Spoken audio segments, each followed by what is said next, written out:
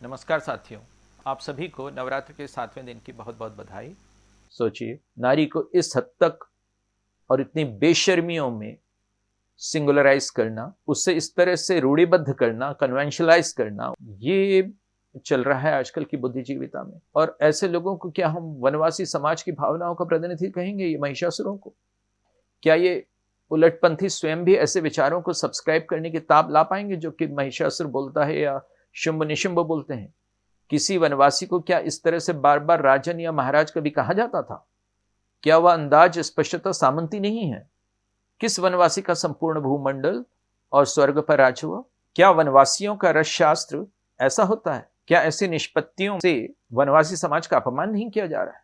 वे आदिवासी यदि इन राक्षसों के संदर्भ में किए गए प्रचार के बाद इनके मुरीद यदि बन भी रहे हैं तो इसलिए बन रहे हैं क्योंकि राक्षसों के बारे में वे स्वयं साक्षर नहीं हैं। ये शुंभ महोदय तो स्त्री को एक छूट भी देते हैं।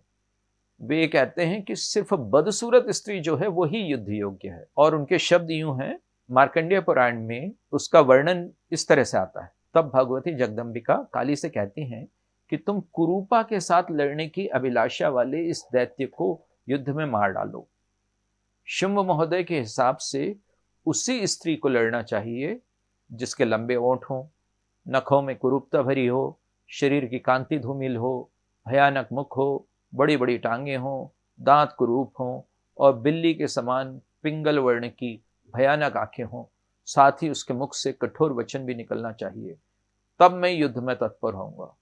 ये शुंभ बोलते हैं और देवी कहती हैं कि अरे मूर्ख, अपनी विवेक शक्ति खोकर क्यों व्यर्थ प्रलाप कर रहा? तो जब देवी मूर्ख कहती हैं तो हमारे यहाँ ऐसे मूर्खों को आज के जमाने में महान वर्णित कैसे किया जाने लगा है? उनको लॉयनाइज कैसे किया जाने लगा है? देवी के जो शब्द हैं उनका इस्तेमाल इन्हीं के लिए क्यों नहीं होना चाहिए?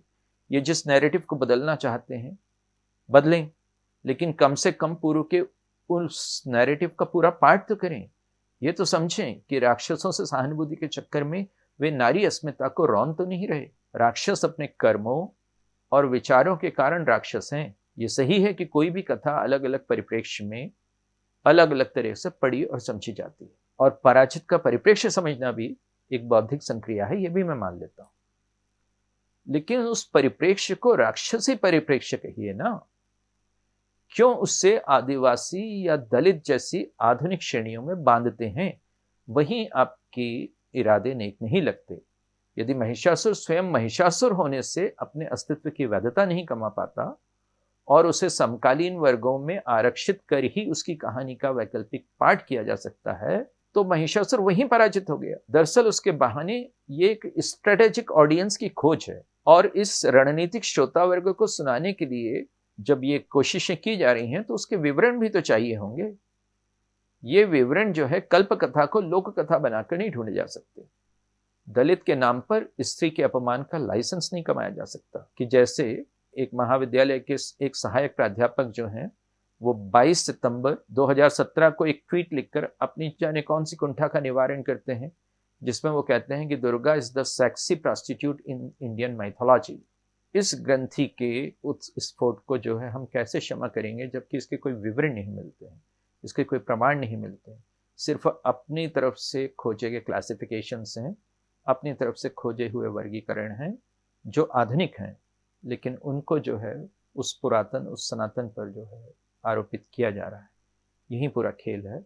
इसलिए जरूरी है कि ऐसे विकृत पाठों के मुकाबले में दुर्गा सप्तशती को स्वयं पढ़ा जाए।